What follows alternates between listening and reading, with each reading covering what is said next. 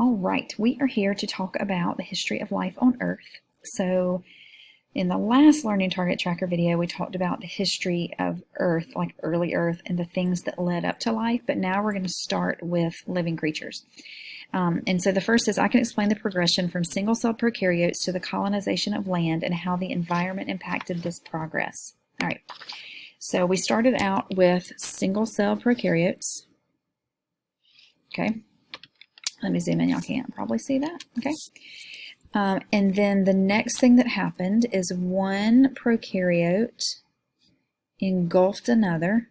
So it kind of like ate it, but it didn't digest it. And that led us to eukaryotes. Okay. Still single cell. So these are single cell. Okay. And then we started to see multicellular eukaryotes. Let me give them some organelles so you can tell. So that's multicellular eukaryotes, okay? But they were small, and they were small because they lived in very few places. The earth was really cold. Pretty much the whole earth was covered in snow. And because it was so cold, these little creatures, which didn't have any method of staying warm, they didn't have fur or fat or any of that kind of stuff to stay warm, they had to stay near heat sources like hydrothermal vents and volcanoes and hot springs and things like that. So in order for a bunch of them to crowd around those tiny places, like a hydrothermal vent, they had to be small. Anything that was too big would not be able to get close enough to the vent and it would die. So mutations that made them larger did not survive. As the earth began to warm, as the snow began to melt, and the earth began to get warmer, it warmed, we started to see, I'm not even going to try to draw, I was going to try to draw an organism, like a animal, but we all know that won't end well. Some algae. We started to see some multicellular eukaryotes, which we had here too, but now they started to get larger. And so this was kind of the beginning of life really exploding, I guess.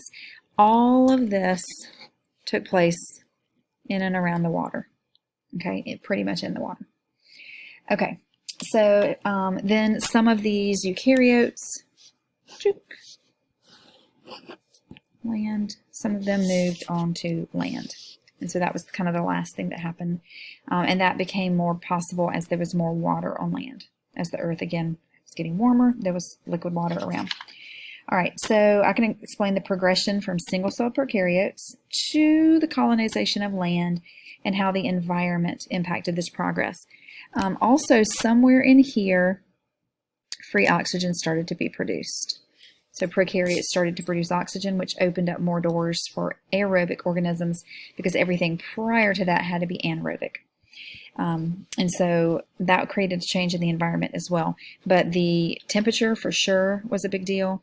The ability to move onto land meant that there was water on land, and so that was a big deal as well. And so those are some of the ways the environment impacted this progress. I can describe evidence that supports our current hypothesis for the history of life on Earth. So it is a hypothesis. We weren't here to know about it, but how do we know what we do know? Well, we know because of fossils. Even these little prokaryotes up here left fossils. So the fossil record has given us, it allows us to go way, way, way back. Fossils are not just rocks, they're not just bones. So like prokaryotes obviously don't have bones, they're single-celled, they don't even have a nucleus. And so they would produce like this little layer, and then dirt would get on that little layer. Okay, and then another layer of bacteria would grow, and then more dirt. And then another layer of bacteria would grow, and more dirt. Okay, and so it created this layered fossil called a stromatolite. And so that's how we know about these prokaryotes from way back. We started to see oxygen when we started to see iron oxide in the rocks. So that was kind of our evidence there. That's not really a fossil, but a change in the rocks, in the strata of the rocks, allowed us to know that oxygen was being produced. And then, of course, we started to see more things in the fossil record as well. How do we know about the temperature and things? We know that from ice cores. We know that from tree rings, all kinds of things like that. Okay, so the next one says, I can discuss why the fossil record is incomplete. Okay, so the fossil record is incomplete because, let's go find here, nope, here, down here at the bottom. It's an incomplete record because not everything is able to fossilize. So something like a jellyfish, it's going to be really hard for that to fossilize because there's no hard parts. There's no shells, no bones, no teeth, nothing like that. No body armor type stuff like you would think on an armadillo. So there's not a lot there to fossilize. It would have to be just the right scenario, and that just doesn't always happen. So sometimes it's because their body isn't prone to fossilizing.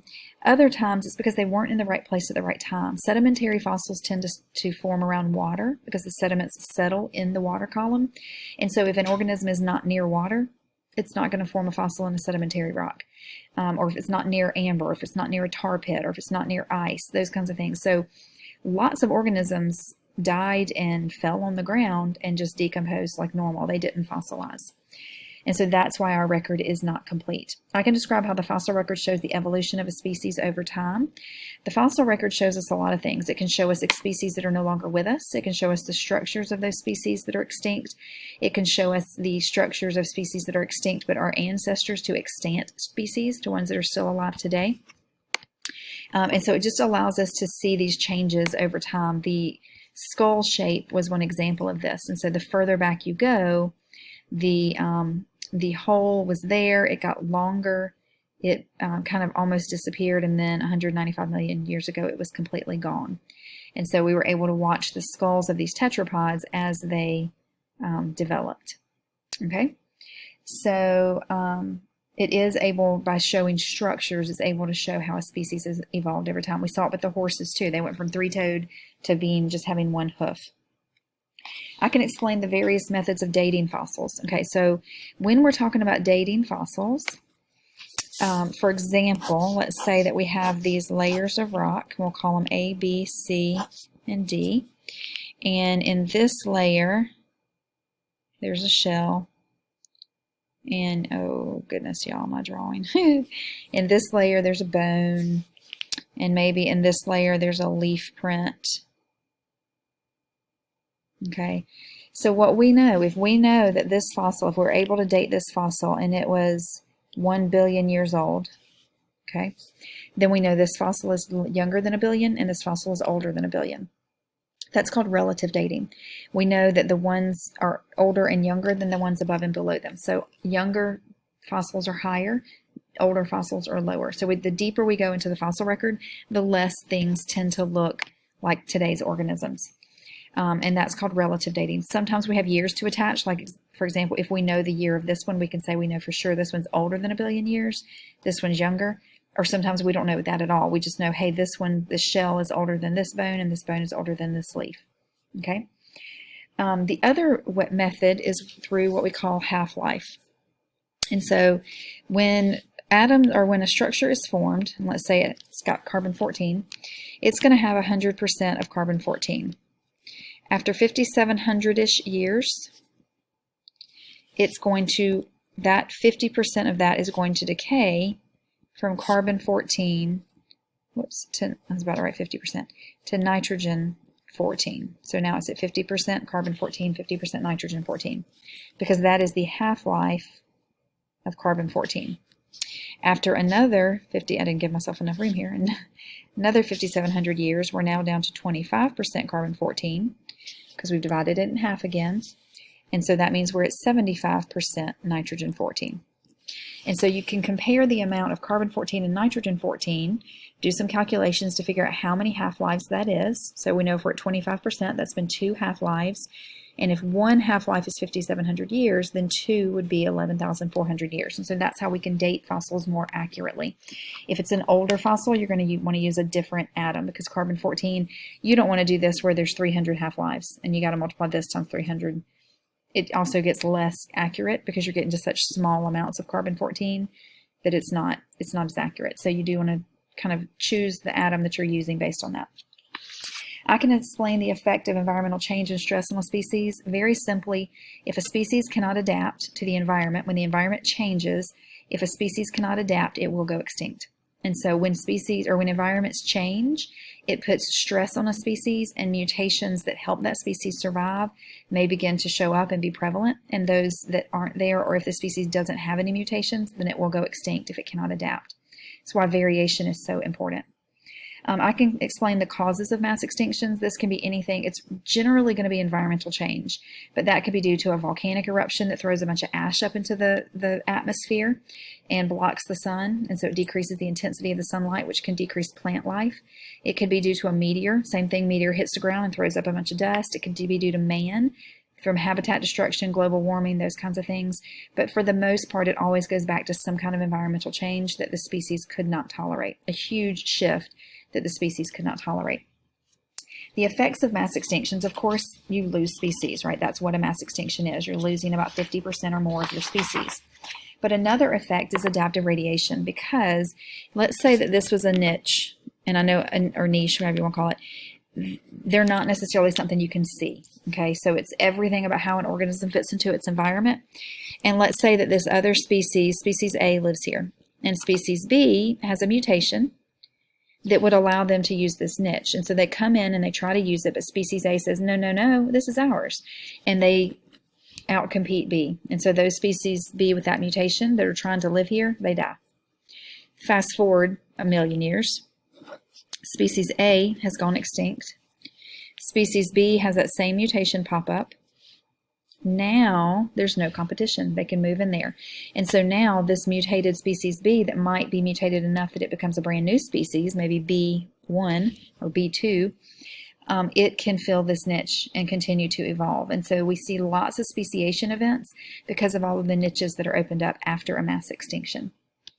Okay, another one, I can explain why adaptive radiation, we just did that, occurs after a mass extinction. I can describe how small changes in homeotic genes can cause large changes in body forms. So homeotic genes, if you'll remember, are the genes that control how your body is set up. The fact that we have two arms that come out at the top of our torso, that we have two eyeballs, two nostrils, two ears, all of that are bilaterally symmetrical on the outside of our bodies. All of that is set up by homeotic genes. And so a tiny little change could go from us having two eyes to having three eyes, or having a pointy nose to having more of a flat nose with just two holes in our face. Those kinds of things. Or, an extra set of arms. Instead of having two arms, we have two arms coming out each side for four arms. So those kinds of things can create enough change that these new creatures with these mutated homeotic genes could potentially become a new species if other mechanisms, other barriers are in place. All right. And because they are such important genes, a little tiny change can make a big difference. And then I can define heterochrony. Heterochrony it literally means different timing, chron as in chronological.